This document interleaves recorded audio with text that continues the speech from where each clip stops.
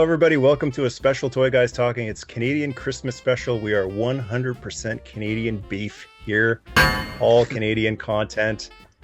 And let me do a couple quick introductions. Mate Mylar, folks who watch the channel, you know Mate. He does the amazing G.I. Joe box art photography. He joined me on cartoon commentary not too long ago. How's it going? Going good. How are you? Excellent. All the way from Nova Scotia. Mega J Retro is back.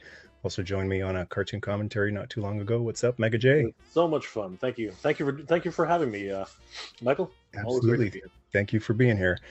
And Jay Bartlett is here from a whole bunch of stuff. Nintendo Quest, action figure adventure on Amazon Prime. Check that out. And just recently did just an awesome, hilarious Transformers table reading with Stuart over on Trek Yards. How you doing, Jay? I'm great. And you know what? Each time I watch it, it gets funnier and funnier. Especially your Arnold impressions are just classic. Friend, fine, look behind. You go wrong way. You fool, I say. Arnold Wheelie. And joining for the first time on the channel, but I wish it had been sooner. We had planned to do something pre-pandemic, and then that kind of delayed that. But glad to finally have you on here. Rob from 3D Vintage Toys. It's a great toy shop in St. Jacobs, my old stomping grounds, Kitchener-Waterloo area. How you doing, Rob? I'm good. Great, Michael. Thanks for having me on here. What do you guys want to talk about? Like Canadian Christmas, is that really all that different from American Christmas? It's not really, but if anyone's got some uniquely Canadian Christmas stories or I don't know, anything like that, if you want to throw out, let's do it. Well, I don't know if this is purely Canadian, but I remember one of the greatest Christmas mornings I ever had was when I opened the LJN WWF wrestling ring and got the first set, Sheik, Hogan, Volkov, Big John Studd. So good. Dudes, I mean, Right. like Star Wars, like that's my baby, sure. But when I got those LJN wrestlers, that was the height of, wrestling fever for me. And the paint was all off those guys before it was noon, I swear. I just had such a great time with those guys. Wrestling superstars, they're for real.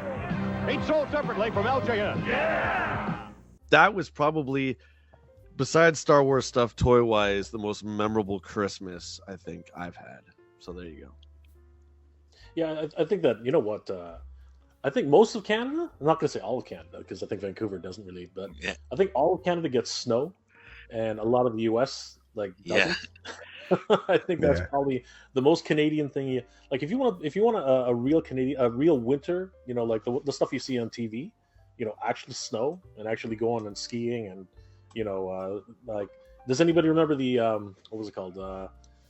The sleds, the one with three sleds, the GT Racer? Yeah, the GT Racer. GT Snow. Yeah, exactly.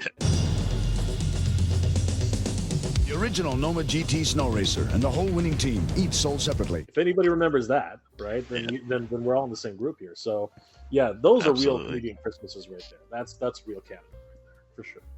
Anyone still do tobogganing, sledding? I was this close yesterday. Do you know what? I have trouble staying up past 10 o'clock now, so the idea of going up those hills, not for me. Does shoveling count as skiing? Yeah, it's we have actually, I live in London, Ontario, and we have a ski hill just like a block away from me, and that's where we used to go after hours in toboggan. And now I just look at that thing and I'm like, yep, that's a big hill. I'm never probably ever going to go up that again. But that was fun in my, late teens, early 20s. Did you guys take the toys out a lot when you were kids for winter? G.I. Joe Snowcat. Other Joe and Cobra figures and equipment sold separately from Hasbro. I didn't know. No, didn't I have was any- indoor Joe. I did once. I was in my No. I think it was grade 4. I did, and I just got this. I don't think it was Raideen. It wasn't Raideen. It was another Japanese robot, and I love this thing. I got it for Christmas, and I was passing it around to all my friends. I can't even remember what it looked like. It sort of looked like a cross between Vanguard Ace and Raideen. It was one of those Japanese robots. By the end of the second recess, I'd lost it in the snow. Bummer. And it was gone. And you know what? I it's a vivid memory of mine. And you know, I never took toys out again in the snow ever again, because that I was crying that night. I was crying, and my dad basically told me, "Yeah, I told you so. I told you not to take. I told you not to take it to school." So yeah, I was so proud. I was so proud of it. I'm wondering for Joe Arctic Toys, why did they make those guns white? Like, you know, the orange on the Snowcat, perfect sense. Orange missiles, orange Snowpedos, but some of the later Snow Joes, like Snow Job's rifle was black, and that's brilliant, right? Of course, but the skis were white, and I get it, you know, camouflage and stuff. But I mean, I just recently have gone out into the snow and done some reviews of like the Avalanche and the Snowcat and stuff, and lost stuff. And like, oh no, are you kidding me? You know, I lost, I think the microphone out of the Avalanche driver, cold front popped out, and I'm like, you have got to be kidding me. And if you saw the behind the scenes picture I posted, it's just like tundra I was in, just miles and miles of snow everywhere, and I'm like, where's the mic? And I found it, luckily. Oh, found it. Oh, wow. But That's incredible. Yeah, but I lived outside with my Joes. I absolutely loved it. So many great memories of going out into the snow, and not in the warmer months as well, but especially in the winter. That Snowcat was just constantly outside. Yeah, I never took anything out in the wintertime anymore. But the summer, the spring and summer, you know, again, show and tell. That was the best time, you know. Yeah. Basically bragging to everybody. He's like, "Hey, I got a new tongue lasher. I got a tongue lasher. What do you guys got?" Did you guys go to public schools or Catholic schools or any of those?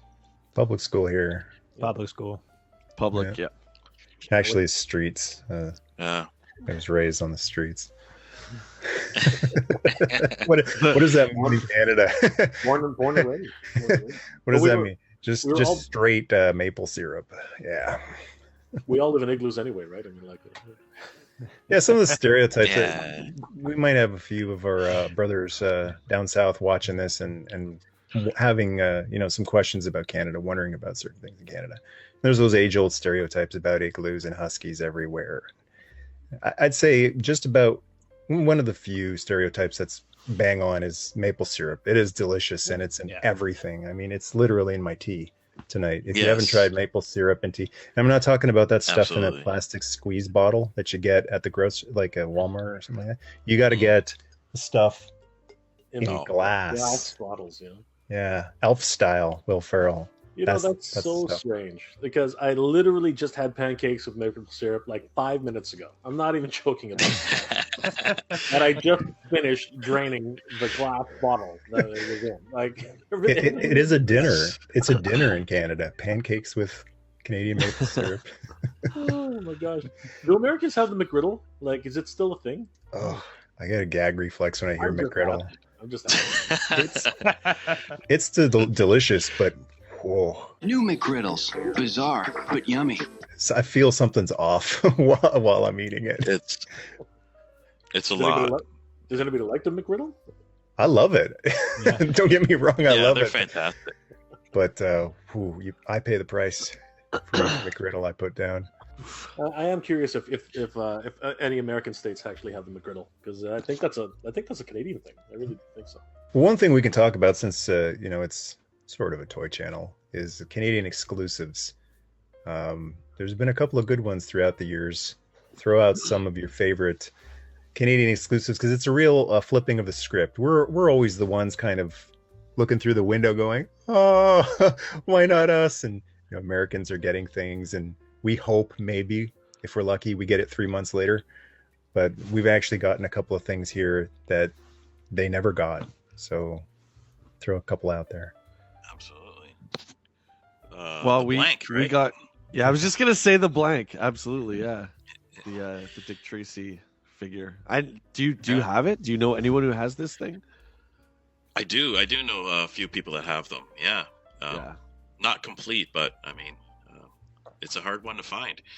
And the story, there's a bit of a mystery behind the story of how it was released or not released or whatnot, right? Was it Sears? Was it? Was it a Sears exclusive? That I don't remember. I just know it was, for some reason, the U.S. didn't get her. Spoilers. But Canada did, and oops. My buddy and I were big Dick Tracy fans. I think we were the only Dick Tracy fans in Canada who collected the Playmates toys. And I can confirm. We never got the blank, but you know what? I gotta say, my buddy Rob finally got it at a comic book shop about a year and a half ago for a pretty penny. But wow, that was like his holy grail, right? So he got the hat, the gun, everything with him, whatever. Would that be Rob from Jay and Rob's Toy Show? Yeah. And Action Figure Adventure? Just absolutely. a shout out to Rob there. Merry Christmas, Rob. Yeah, that was his grail. So he got her, and man, he was like crying tears of joy that day. It was great. That's awesome. Yeah. One of my favorites. This one's really special to me because Transformers, I'm a big fan, and it sucked when it stopped. And it didn't just stop. We had Action Masters, and then it stopped, and that's like worse.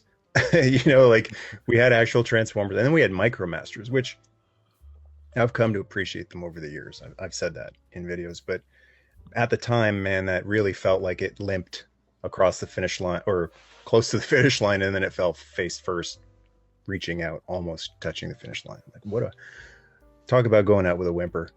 So it was dead and buried and gone. And at the time, it's like there was no inkling it was coming back. These days, anything that dies, I'm pretty sure it's coming back, right? Like before this big influx of G.I. Joe stuff happened a couple of years ago, I was saying it's guaranteed coming back. G.I. Joe's not dead, it's just asleep, which I think it's safe to say it's back, it's awake.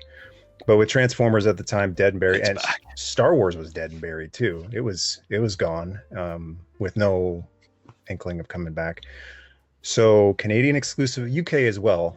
But the big thing is that the States didn't get it. It was a UK and Canada exclusive only. Walk into a Toys R Us, and after years of no more Transformers, they weren't G2 yet. They were Turbo Masters. New Turbo Masters versus Predators. Transformers, Turbo Masters, Thunderclash, Boss, a couple of the other guys, a couple of new Decepticons, 100% new molds. So, like I said, it was before G2. They didn't look as good as 1984. I'll say that for sure. But they were there. They were real. And they transformed, which Action Masters didn't do, and they were that big, so they were bigger than Micro Masters, and that was huge. And at the time, I didn't know they were Canadian exclusives. I was happy that Transformers were back. So I grabbed Boss. That was the only one that I could get at the time, but I definitely had to have one of them. So I grabbed Boss. He looked the most like Optimus. And it was later on when I found out, what? These were Canadian exclusives? And that was a moment that I felt really, really lucky to be a Canadian toy collector. Very cool. Correct me if I'm wrong, but wasn't the LJN Black Package Hulk Hogan a Canadian exclusive? Weren't they all? Wasn't the whole Black series? I think, yeah. I think the Grand Toys ones, yeah. The 1989 Grand Toys release, yeah. So Warrior...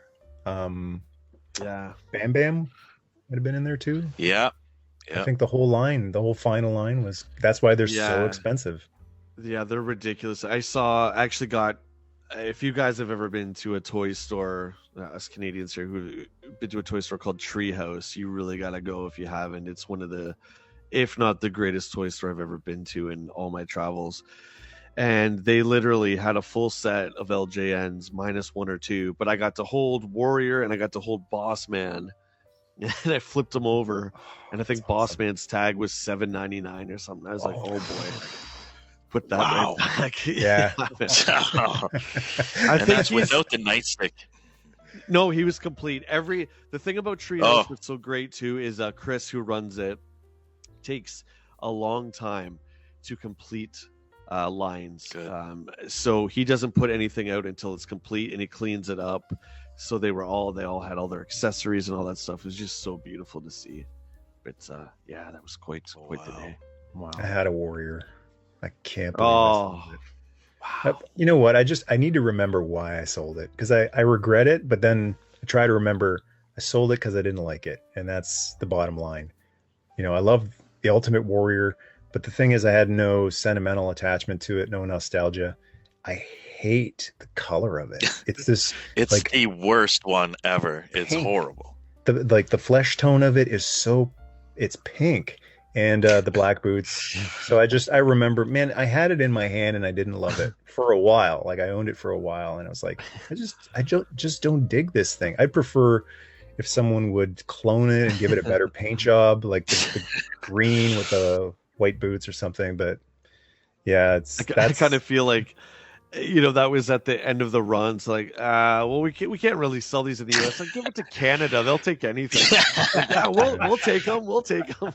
I was going to ask you probably guys, it. what's your opinion on why we get some of these Canadian exclusives that just trickle when a line dies? It's at the end, and all of a sudden, ship a few to Canada. Maybe because we're late to the game sometimes, so they figured, it seems like it's always the last series, right? Like the Dick Tracy with the blank, it was like the last one that they needed to release. And the Black Card series, it was the last series. I don't know. Maybe they just figure we're late to the party, so we're still collecting when the US was on to something else, maybe? I don't know. Yeah, it could be. Yeah, I tend to agree. Right to me, yeah. I tend to agree. The thing about the US is, they consume so much, right? They're just, the population is just so dense.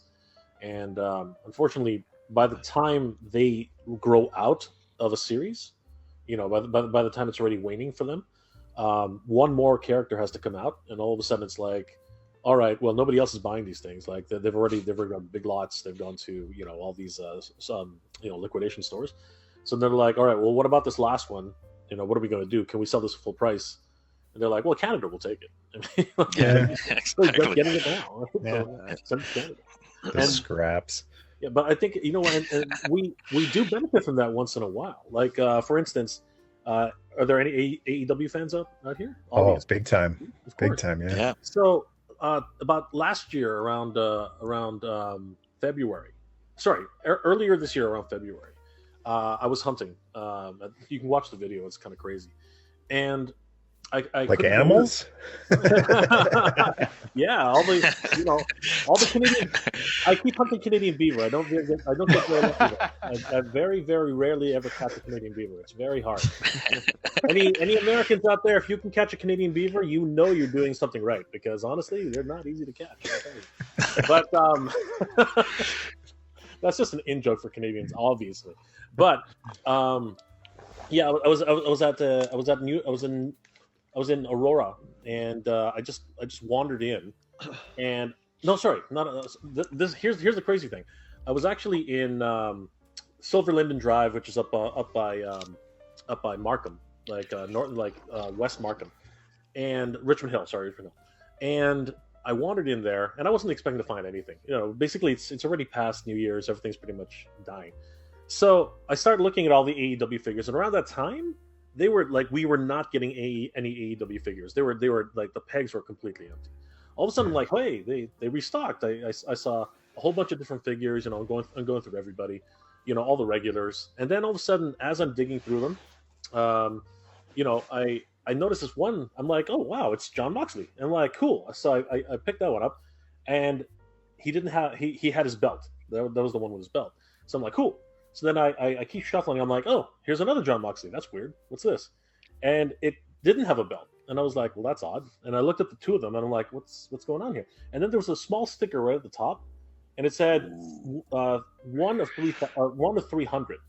What? And I was like, what is this? Wow. Like, what is 1 of 300? Because I wasn't collecting. I wasn't collecting the line. So the one without the belt was the rare one. The one without the belt was the rare one. Okay. Right? Wow. The one with the belt was not rare. And I didn't know at the time, and I was like, okay, that's kind of cool. I guess I'll grab both. So I grabbed them both, Yeah. and then I put it on my hunter group, and they started freaking the hell out. They were like, "Where did you find this?" And I'm like, "I found it in Richmond Hill." And then they're like, "Hold on to it. That's actually pretty rare." I'm like, "Okay, cool." No word of a lie. I drove up to Aurora about like an hour later, and I found another one. And I was like, what's going on here? How the heck did I find two of these things? A week later, I found out that I think it was wave 3. This was wave 3. Or no, sorry, this is wave 2. This is wave 2. Wave 2 had basically done its run in the United States. And what happened was, because they'd finished their run, these rare versions, which were supposed to come out throughout the year in different states, about 10% of them came up to Toronto, here in just Ontario alone.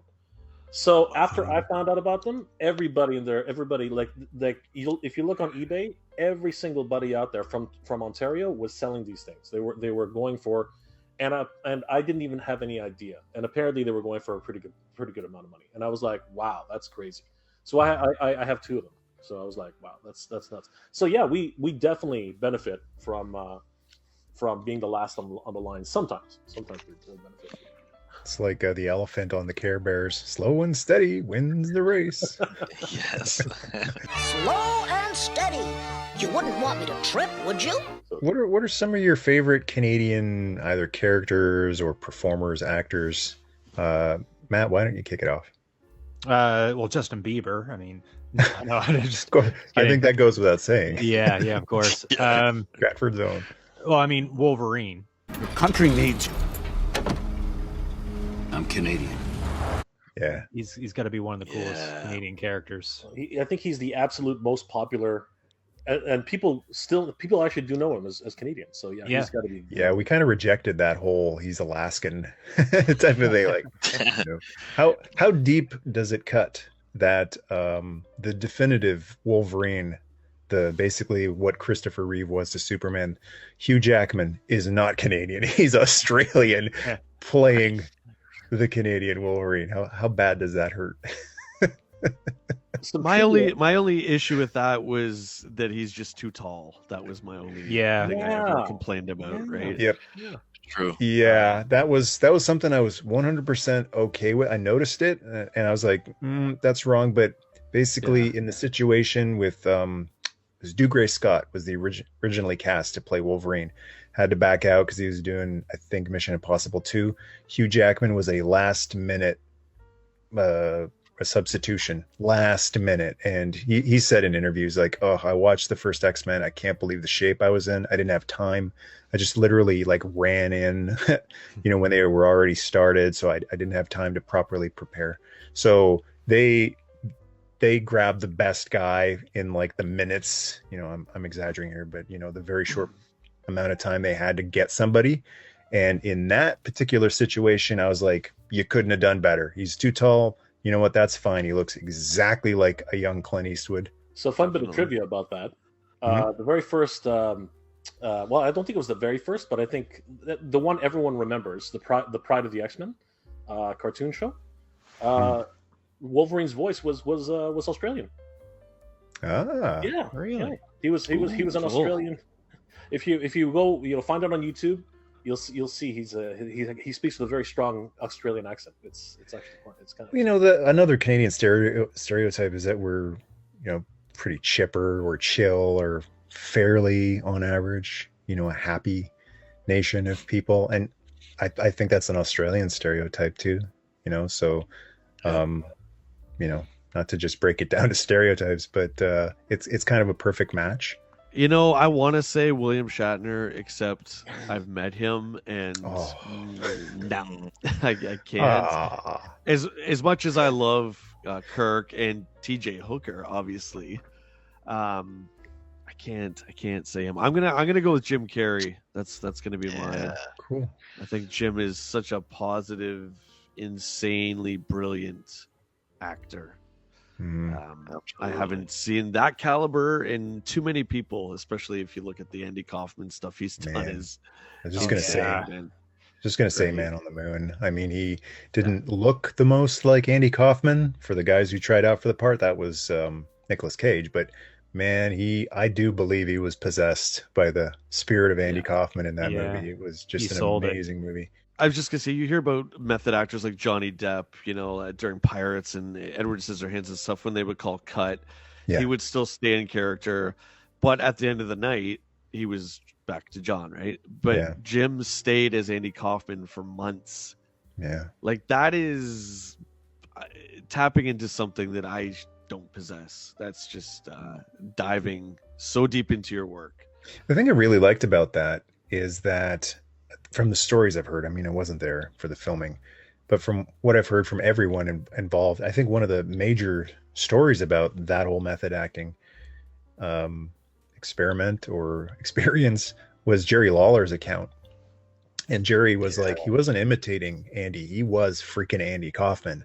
He could be maddening, but the thing that I've always gotten from, I've seen a lot of Andy Kaufman, is that his heart was always in the right place. Like Andy could be a master level troll, but the thing that I think separates him from other guys who are kind of like irritating and, you know, trolls type of guys like Andrew Dice Clay and stuff like that, guys who really like looked for the visceral reaction. I just feel like Andy Kaufman was a genuine sweetheart. And he was mischievous, mischievous in the most good-natured way. I think Jim tapped into that perfectly. Like, yes, frustrating at times, but from all the stories, like Jerry recounts these stories about how crazy Jim was driving him, but then he chuckles. And he's like, bugger, and that's exactly what Andy would do. Mike, have you seen, there's a great skit that was, I think it was done in the 80s with him and Classy Fred Blassie. They go to this restaurant. Have you Breakfast seen this? with Blassie. Yeah. Yeah. And it kind of borders that line where it's like the Trailer Park Boys, right? Where they're out in public, they act like the Trailer Park Boys. It's kind of like those two. It's like you don't know where the character stops and the person begins. Yeah. If you guys haven't seen that, check it out. It's hilarious. And very raunchy, but hey, that was the time, right? Yeah. Absolutely. I'll throw out a couple in terms of wrestling. Bret the Hitman Hart, recent inductee to the Canadian Walk of Fame. Absolutely. And Bret was one of my favorites growing up. I mean, everyone loved Hulk Hogan, but as the years went on and it became a little more okay to not, have Hulk Hogan be your number one guy and you could kind of cheer for the other guys, it was Roddy Piper and Bret Hart.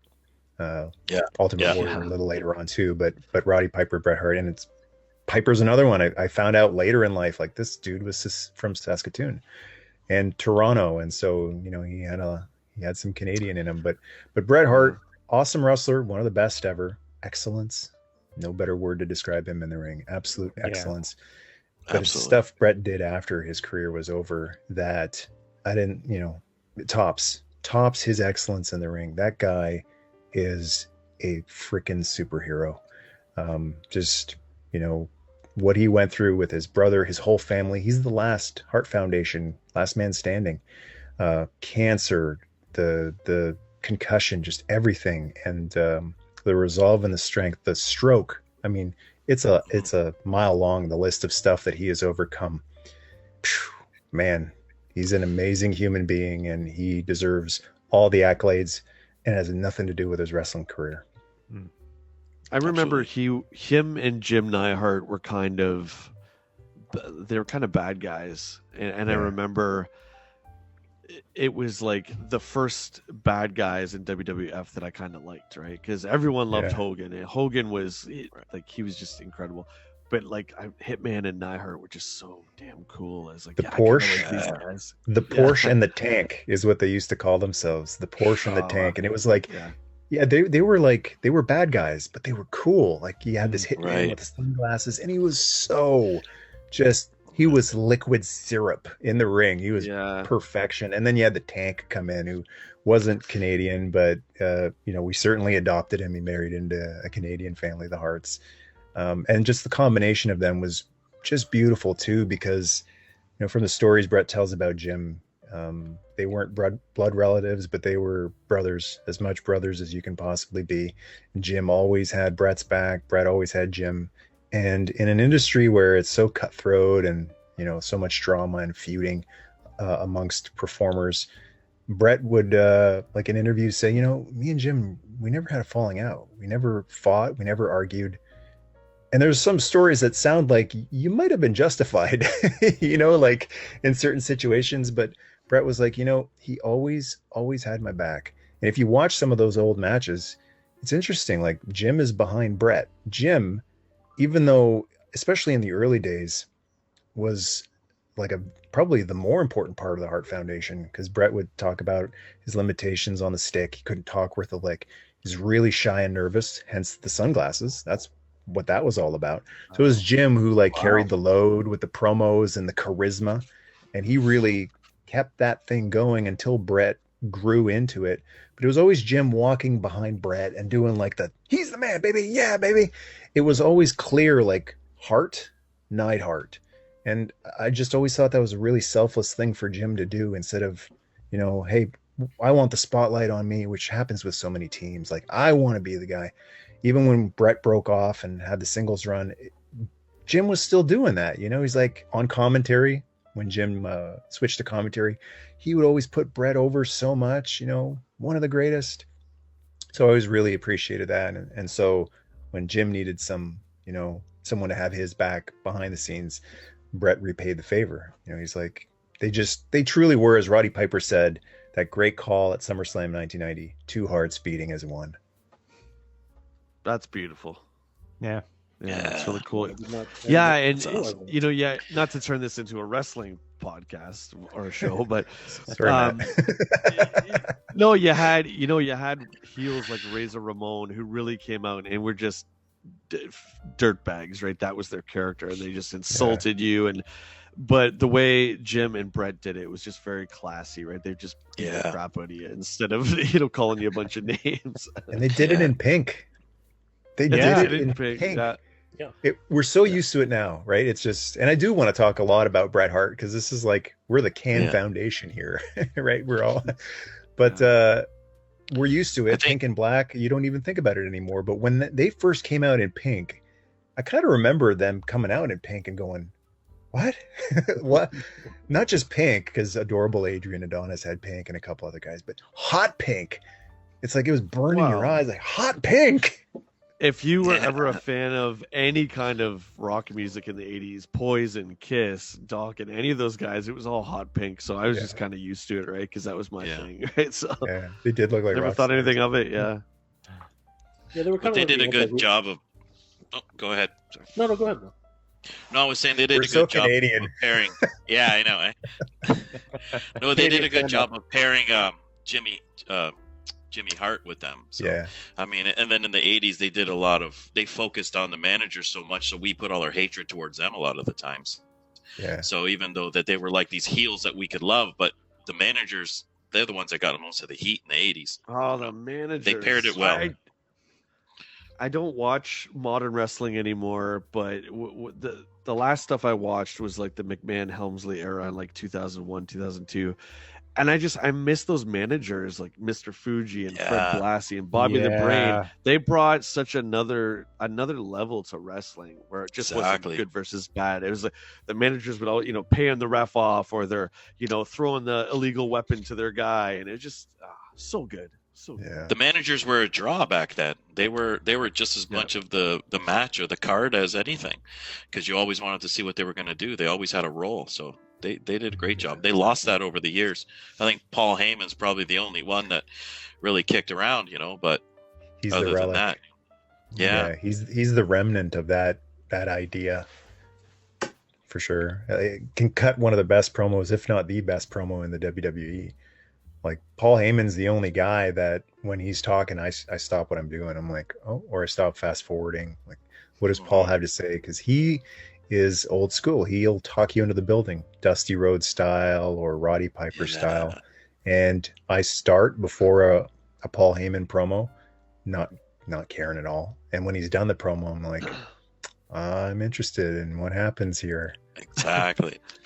It was genius to pair him up with Roman Reigns and make Roman a heel and then put him with him. It was a smart move. So this is a comparison probably no one's made here, but or a parallel. But Paul Heyman kind of is a modern day Arnold Skoland. Now, I know Arnold Skoland is like, what did Arnold Skoland ever do other than stand there behind Bruno and stand there behind Bob Backlund?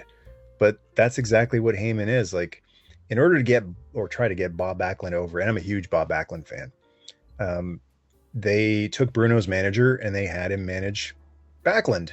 And Backlund and Bruno never actually had any interaction. They didn't team. Bruno didn't have to come in and try to give Backlund the rub, the shine. But just by having Skull in there, it was kind of an endorsement or a passing of the torch. It's like, hey, this is the guy, so he's legit because I'm here managing him. That's exactly what they've done with Paul Heyman, who was with Brock for so long. Yeah. Then he was with Punk for a bit. Remember, CM Punk had Heyman for a while. And then, like, when they first put Heyman with Roman, I thought that was really strange. Like, what? That's not a combo I would think at all. But after a while, I thought, man, Heyman is Skoland. Just stick him behind whatever champion you want, and it's instant.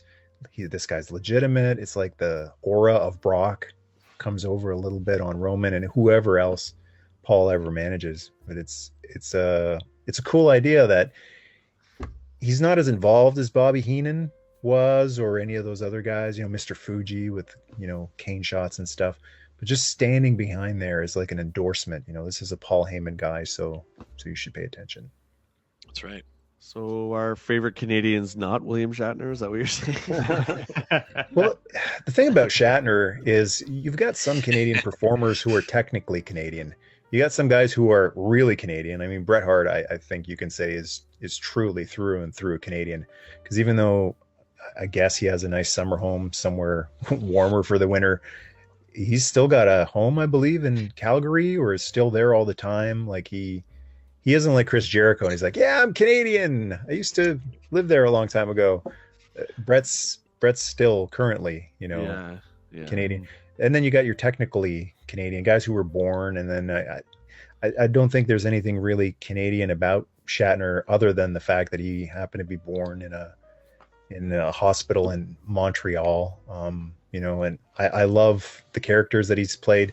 I'm hoping for a Super 7 TJ Hooker line. That needs to be the next line they revive. Give us some TJ Hooker Ultimates. Dude, what are you talking? That's some deep cuts, brother. Come on. Who doesn't want a TJ Hooker car? Pre-order now. With a TJ Hooker car with a TJ Hooker figure with like roll over the hood action. Yeah. I think that's what I'll pre-order that right behind the Chips and the Fall Guy Super 7 stuff. Yeah, right. But when you think about it, man, there's a lot of people who just happen to be born in Canada and you don't remember that. Like Peter Cullen, I always forget that guy's Canadian. Same deal, born in Montreal. So it's pretty cool that the voice of Optimus Prime, not just the voice, let's be honest here, the soul, the spirit of Optimus Prime is Canadian as well. Yeah, there are so many great Canadians. I mean, like Terry Fox, and if we're just talking about like less of associations, but more because they started out here or whatever, right? But I mean, like James Cameron, he's Canadian. Kapuskasing, yeah, absolutely. One of the I guess people who always forget. But he's proudly Canadian. What's it called? Ryan Reynolds. Oh yeah, Ryan Reynolds. Yeah. Good old Deadpool. Yeah. Right. Yeah. So there are a couple. There are at least a few good names in there. Yeah. I mean, like they're and half the NHL is Canadian. Right? They may think they're Americans, but they're not. Right. Yeah. You know what I mean? Right? What was hockey invented in Canada? There's a debate on that. I mean, like because who was it? Lord Stanley, right? Was originally a British lord, wasn't he? Like I think he donated his cup to become the prize for the end of the Stanley Cup. That's why it's called the Stanley Cup. Yeah.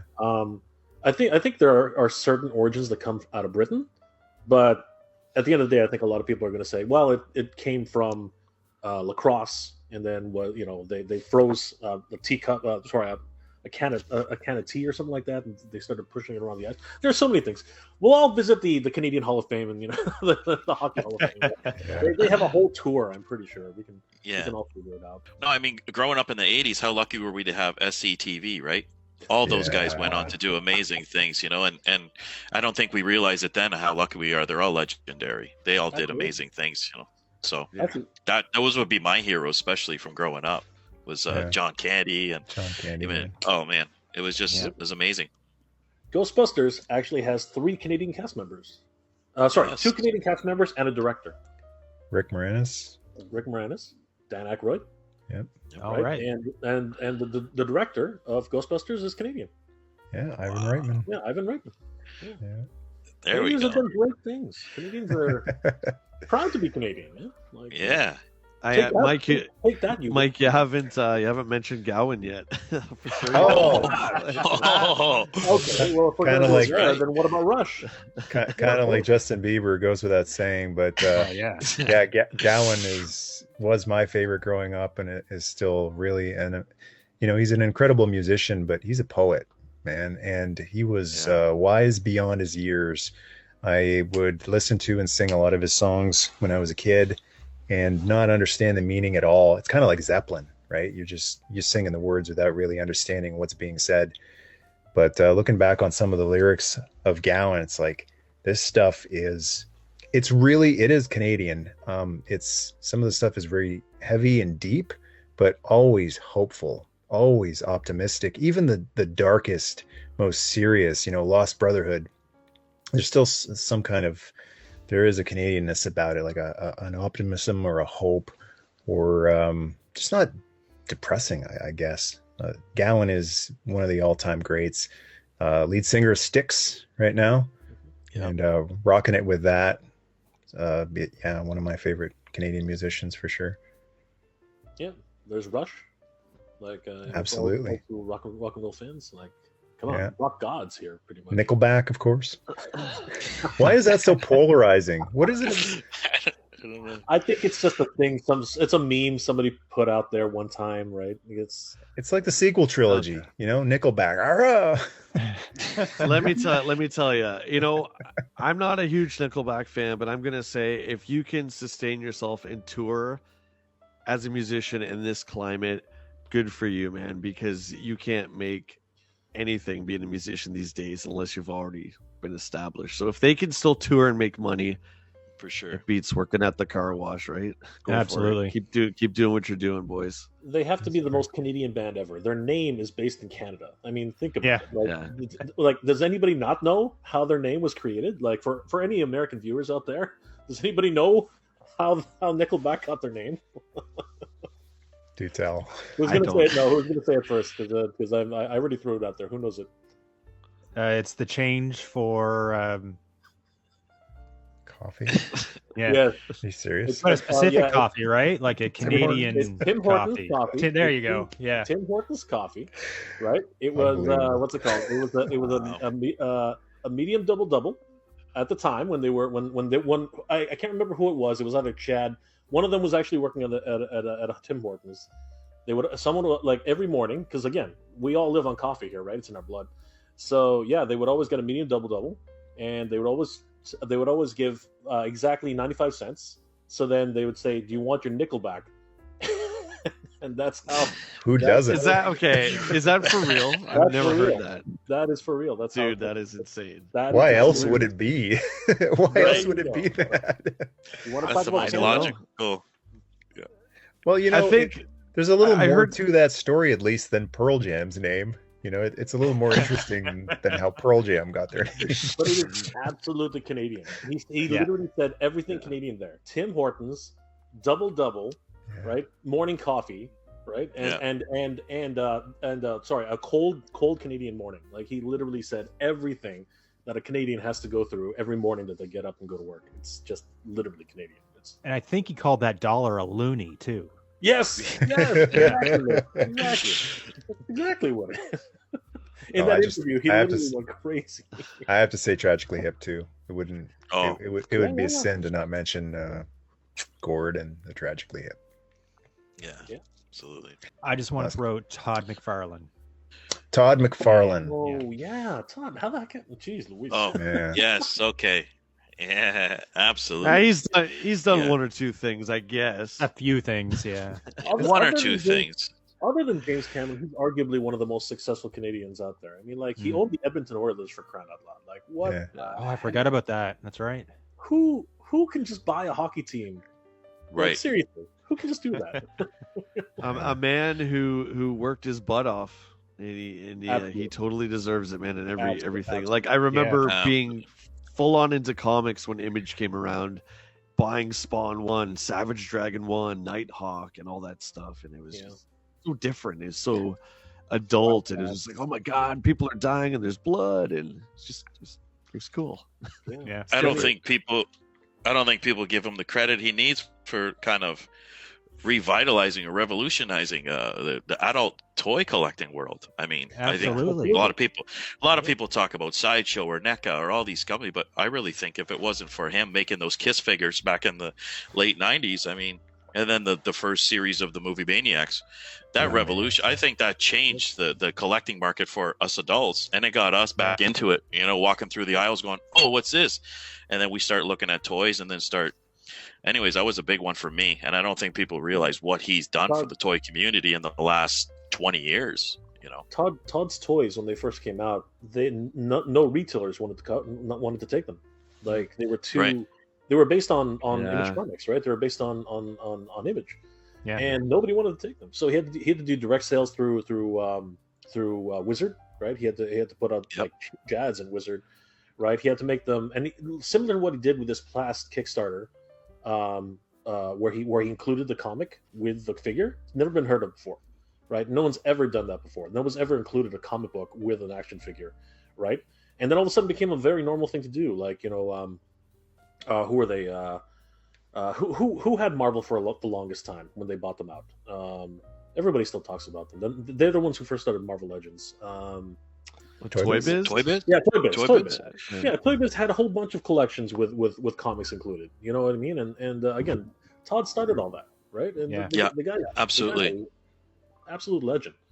No, the risks he took with the licenses that he was getting, and now everybody is, you know, doing that. And you know, I get people come into my shop all the time, and they're like, "Oh no, I don't want those movie maniacs." I'm like, you have to pay some respect to this. If it wasn't for those, I mean, there would be no NECA. I really don't, you know. Anyways, there wouldn't. I remember the same thing. I remember in the year 99, 2000, you know, buying toys, I still kind of felt a little bit weird about it, and it was almost like Todd was like, "No, it's okay, guys. Here, you know, here's Leatherface, here's Jason," and we were just like, "What? They made a toy of Leatherface? It's like one of my favorite movies, man." And the day that the McFarlane stuff finally came into Toys R Us and Walmarts and stuff, I remember just being like, oh my goodness, you know, you could buy Friday the 13th figures and Toys R Us. Like, this is crazy. It was cool, though. Revolutionary. Yes, absolutely. I was in college, and I was huge into anime at the time, like massively huge into anime. And he started doing his 3D Jap animation line, and I was like, I thought it was a joke at first, right? Trigun, Tenshin Muyo, you know, Akira. And when I finally saw them at GameStop, EB Games, for anybody who's Canadian, when I first saw them at EB Games, I picked one up and I was like, Jesus, this Canada from funny little joke. I always call him Canada because his name is Canada. There's another Canadian. There you go. So every time I see him, I'm like, holy crap! And I still have the figures, and you know, the price point though. I think that's really where a lot of people just don't appreciate it as much. You can't pick up a figure that looks like a McFarlane toy today with the sculpting, and a lot of people talk about, you know, the articulation. It's not that great, whatever. But honestly, for $24 Canadian, you can't get a better figure than that. There's absolutely no freaking way. Oh, absolutely no way. Right, and that all started. And his sculpting was before a lot of the digital stuff and a lot of the 3D scanning. So you know, he knew how to scout talent. Like he grabbed the best sculptors. You know what I mean? And Four Horsemen. Yeah, exactly. Right. And it was great, right? And a lot of them were Canadian too. So you know, he didn't leave Canada. You know, he still lives here. Like like McFarlane's headquartered in. Is it in Edmonton? I can't remember anymore. It's all the designs come up here. Everything's shipped up here. It's crazy, right? So I mean, he does a lot of business in the U.S., but everything like proud Canadian for sure, 100%. Yeah, absolutely. I've never really thought much about it, but Rob, you're right. You know, I wasn't buying too many toys at the time, and I would say now that McFarlane Toys was what shifted me from this is a toy to this is art. And the the criticism of lack of articulation, it wasn't an issue because it wasn't a toy, it was art. And I'm such a huge movie fan, and then to be able to have a miniature three-dimensional sculpture, basically a poster picture but in 3D form, I think that's a big reason why I got back into toy collecting as much as I did later on, to have these representations of these characters like Snake Plissken. When would you ever have a Snake Plissken toy? But then we got, he's not posable, but it's Snake. And then the really special one for me, I saw him in Toys R Us and it blew me away. Eric Draven, because Crow is more than a movie for me. That someone made a figure of Brandon Lee, honoring him in tribute of him, hanging there. I was like, that's a no-brainer. It's not a case of, oh, that looks interesting, I'll get that. I was like, man, I love that movie so much, and it's so sad what happened to the guy, but I still have that figure. It's still very special to me. His choices were very, there's a reason for every one of his choices, and I wasn't that big a fan of the gory horror stuff, but he didn't just go with that stuff. He went with like some of the real classics at the time, and the Crow one was a big one. Yeah. The Thing one's wow. Yeah, The Thing. Yeah, just throwing this out there really quick. Does anybody have any only because I'm really, really curious. I'm really, really curious about this. Does anybody have any predictions as to what the next? Or actually, I wanted to ask two-stage question. Does anybody have any predictions as to what's going to happen with the O-ring figures versus the vintage versus the retro? And the other question I was wondering is, does anybody have any opinions about which of the new classic series need to come out? Because they're like, I'm not. I think that the announcement that they did at HasLab was pretty good. The Hasbro Pulse was pretty good. But honestly, I think we need to figure out what to do with the vehicles, because if the Joe line is going to continue going forward, vehicles are going to be a big thing. And I know what everyone's going to say, because vehicles are tough for toy companies to do, because they just don't sell, which really sucks. But G.I. Joe's based on vehicles. That's right. You know what I mean? Like, seriously, they need some vehicles. The figures, the whole relaunch in the 80s was about the vehicles. The figures were extras. Yeah. It was all about the vehicles. Yeah. What does everyone think? It's a tough one. I don't know. I mean, I just find people are buying fewer and fewer because we're buying so much. Space is a factor, right? I don't know, like when you see these huge boxes, it's like, oh, I get people all the time go, oh, I totally want that, but I don't have the space. I hear that all the time. Can we get some subspace technology up in this piece here? I will donate all the space that anybody needs if they want to, park in their car. Free space. I've always wanted to take a trip out to Nova Scotia. Well, in a lot of my live chats, everybody, like recently especially, everyone's like, when are we going to see a flag? And I literally roll my eyes. I'm like, do you have $2,000? Like, do you have $2,000? Like, seriously. 2,000. If it's a HasLab price, that thing will be $10,000. Yeah. They surprised me with the backpack, with the Proton pack though. I was looking at that and I was like, that's going to be $1,100, and all of a sudden it was like $400. But you never know. Is a flag feasible? Does anybody have any opinion on that? Yeah, absolutely. I'll go back to a discussion I saw on a Transformers board years and years ago. Will Fortress Maximus ever be reissued? This is before the Encore. So many people were 100% convinced, no, it can't happen. It won't happen. It's insane. Don't even consider it. Forget it. Pipe dream. It won't happen. And then it happened. And it was cheap. So flag reissue or HasLab or whatever. Yeah, absolutely 100% possible. Scorponok is amazing. Scorponok is incredible. There's not much to the flag. That's the thing that, it's huge, it's legendary, it's mythic, but there's not much to it when you really actually see one in person. And Jay's got a beautiful one right in behind him. Yeah. But it's a bunch of flat plastic pieces, and the superstructure is really not all that much more complicated than G.I. Joe HQ. And it's a bunch of flat plastic pieces, and the superstructure is really not all that much more complicated than G.I. Joe HQ. And it's a bunch of flat plastic pieces, and the superstructure is really not all that much more complicated than G.I. Joe HQ. if they were just to even reissue the original one straight up, it's not all that complicated. It's the bells and whistles that is going to drive the price up, just like it did with the Sky Striker. If you want to do the custom underneath part, lights, sounds, extra guns, and bells and whistles, yeah, that'll drive the price up. But just bare bones flag, I don't see why it would be a bank breaker. But I think that's the thing too, right? I mean, like the superstructure underneath, like you have to buy different struts yourself, right, for an original flag. Because I think a lot of people don't realize a flag is just a flat board in a lot of ways, right?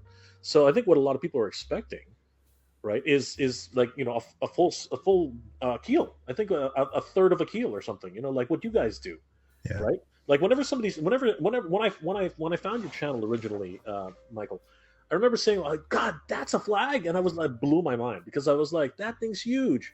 And then you're like, well, I had to custom make these. And I was like, oh, God. Okay. Shout out to G.I. Joe Berg for that idea. Yeah. So I think that a lot of people are expecting that. But here's the other, and, that goes back to my first question. O-rings. Is O-rings back? Like, is it actually back? Because right now they really are, to me, they're pushing it. They're pushing it really hard. Yeah. We'll see. Yeah. I mean, they're testing the waters. This is exactly what they're doing. So time will tell. I wish I had something more definitive, but we don't have the data right now. The data is in that order for the Snake Eyes and Storm Shadow 2-pack, a little bit in the Sky Striker as well. But I think based on how much the Sky Striker was backed, almost all the stretch goals were unlocked. Pretty good showing. So I would lean more towards yes, O-ring is back. Well, how about a show of hands? Who wants O-ring and who wants retro? O-ring, please. Here's creature of habit. Here's my two cents, Jay, on that one. I don't know why collectors are so obsessed with buying stuff that they already have. I don't like this constant remake. So I wasn't. I mean, I'm not a huge fan of the 3.75, the ones that you have behind you there, the Grunt and the Stalker, because they're essentially the 25th reissued again, right? They're okay. I just want to see something brand new. Like if I wanted O-rings, I'm going to collect vintage, right? Because you can still do that. Just this constant rebuying of the same thing over and over again. I'm just not a fan. And we know, Carson, who runs 3D Joe's, has said many times that if you're a carded Joe collector, it's a ticking time bomb. Eventually they will all rot and you're going to have a sealed Joe split in half inside the package. You can't do anything about that. So I don't know. We'll see. But what if they did something Origin style? What if they took an O-ring and upgraded it a little bit? So it was kind of like, your favorite is Luke Skywalker, right? And one of the lines I absolutely loved describing Luke in the Timothy Zahn trilogy was that in terms of being a Jedi, Luke was the last of the old, the first of the new. He was a mesh. He wasn't an old-fashioned Jedi. He was a new Jedi, but also partly an old Jedi. So what if they went kind of Origin style, took an O-ring Joe, and I haven't given it that much thought, but a little more articulation or a couple of more bells and whistles. I'm thinking a few leaps forward, kind of like how they took the 82 and 83, and then in 85 they let them look up and down, or the swivel arm. Maybe some modern posability, like like an ab crunch on an O-ring if it's necessary, or ankle something. Maybe a meld of the modern ones that Jay's got in behind him there, Mega J, and the O-rings. So if you look at like the Masters Universe Origins figures, they're modeled after the originals, but they don't have the elastic in them. Yeah. So, and again, you got to remember these Real American Hero Joes, they were not meant to last. They were toys that were meant to be passed on or thrown out, right? That's all they were. Yeah. So How little we knew back then. I just think that architecture, that way of creating a figure, the old Mego style, that way it's very archaic. And as much as we all love it, I can't get behind it unless they construct something where the O-ring won't rot, which they probably have. They have, yeah. The new figures they said is food grade silicone. Yeah, which silicone. There you go. It'll outlive you. So they've apparently figured out a way. And the thumbs are rubber, so they won't break. There you go. That's another. Wow. They're thinking, how about the crotch piece? I mean, if we're gonna True. fix old issues, then the crotch, thumb yeah, is 100%. I'll throw it out there Yeah. and be brutally honest. I know I'm in the minority, but I would love O-rings back just so I could put my vintage collection, behind glass and not worry about breaking the crotches when I'm doing pictures and True. photos and That's things a like great point. That's Yeah, a great that's a good point. Yeah, Yeah. that is a good point. That's actually one of the reasons why I'm recollecting all of my Motu, because I want something on card, right? Yeah. I used to live vicariously through Michael, and now I'm trying to do the same thing. You see what I'm trying to create my own toy room, and I'm in the process of that, right? And if It anybody looks great. Your background Yeah. looks great, by the way. It looks Yeah, fabulous. absolutely. I was just thrown together. Honestly, I just literally but thank you guys. That's One great, other thing yeah. I wanted to ask really quickly, because I know we want to cut this off too, but first of all, Beautiful. these are the originals, right? Like I've The artwork is the original they are artwork. The originals, right? Yeah. This looks awesome. But here's my other question, and I think that Mate could probably help out with this. What do you guys think about the new initiative that Hasbro is really pushing about, reducing their carbon footprint and using more cardboard instead of like showing the actual toys, right? Mm-hmm. Wouldn't that lend to something better for creating real good photography for packaging art? Like, wouldn't that be something really, really cool? I don't know if that makes a lot of sense, right? I mean, obviously, we have a lot of people who can make. I don't know if I'm just throwing it out to you or not, but. Yeah, I hadn't really thought of it, and honestly, I didn't really hear the or get the memo about the carbon footprint. But yeah, that's a great point. I just got some Fortnite figures, and they are packaged like you can only see the head, just the face through a little window, and the rest is really all tiny. art. Yeah. But it was originally they didn't even want the window. They wanted just to take the window out. If you actually look at some of the new Transformers for the Dracula. kids line, right? Yeah. They have no plastic. Dracula's weird. Yeah, that's really strange. Yeah. Yeah, it slides open and he's all there. He's right there. Yeah, but that became a problem. That became a problem with LeBron James, right? LeBron James. They pull his head off. They pull his head off. Yeah, I see that It's become too. a huge meme on the internet. They just keep pulling like every. I had rare footage of one that didn't actually have his head pulled off. I thought it was the most hilarious thing, right? So Yeah. I'll quote another Canadian hero. Ridiculous. Ridiculous. The late great Turd Ferguson. Norm MacDonald. Man, and with that, I think we'll wrap that up. But guys, thank you so much for joining me. It's been awesome chatting Thank with you, all Mike. of you Thanks, guys, Mike. man. Thank you, Michael. Hope you all have Thank an you. awesome Christmas and an awesome New Year as well. And hope everyone watching along has enjoyed this 100% Canadian beef canned foundation Christmas. Let's give a few shout outs here before we sign off. You need to check out Mylar's pictures on his Instagram. He's also on Twitter. I'll have the links for all these guys in the show notes there. You want to share anything you're working on soon or thinking about working on, mate? I'll just reiterate, since last time, I'm still trying to get the tomahawk down. It's looking like maybe sometime over the weekend I'll get the tomahawk box art done. That's the big awesome, one right now.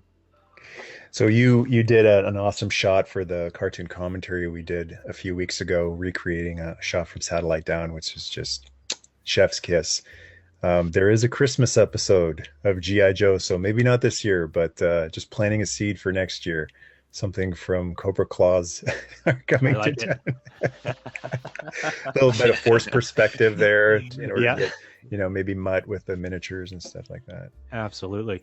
Mega J Retro, you've got an awesome YouTube channel as well. Well, thank you guys. I appreciate the thought.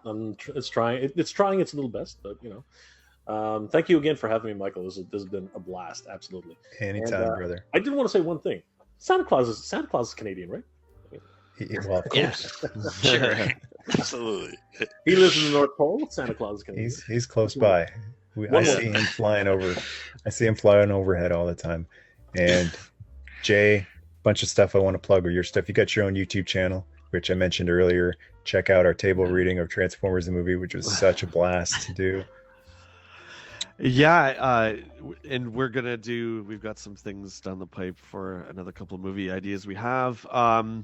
Action Figure Adventure is our show that's on Amazon Prime right now. You can Check stream it out. And the Jay and Rob Toy Show is on Jinx Esports TV. Check it out every Wednesday night, 7:30 on Super Channel. And we're actually Michael, going to... Yeah, I just wanted to say in front of everyone, like most of us here, I've been watching you for a few years too, and you're definitely an inspiration for what I do in the toy world. So thanks a lot, dude, and I'm proud to be your buddy. So there you Man, go. thank you so much, man. Likewise. Absolutely 100%. Love you, man. We're going to actually write out the script of this whole chat, and Jay and I and Stuart are going to perform it. Table reading Nice. style. I might use the Arnold voice for one of you guys. And Love it. Rob, I want to also point people towards your shop in St. Jacobs. St. Jacobs is such a cool little town, man. If you want to go back in time, head on down to St. Jacobs. Awesome little town. It reminds me of a simpler time, and you got a great toy shop there too. Thanks, Michael. Means a lot. You also got the check us Facebook out on- page as well. Yeah, Facebook and Instagram. Check us out. We got some big news coming up, so give us a follow. And if you're ever in the area, come and say hi and stop in and see what I got and talk toys. And thanks again, Michael. It was a pleasure to be on here. Pleasure was all mine, guys. Yeah, man. Had a blast. Everyone out there, hope you have a very merry, safe, and happy Christmas, happy New Year, and let's do this again soon. Yes. Absolutely. All right. You guys, Merry Christmas, you want to everybody. throw out a Canadian battle cry to sign off here? The old Bob and Doug. Take off, eh? To everyone. Take off, you hosers. Take off, Merry Take Christmas. off, eh? Take off, Eh? Take care. Hey.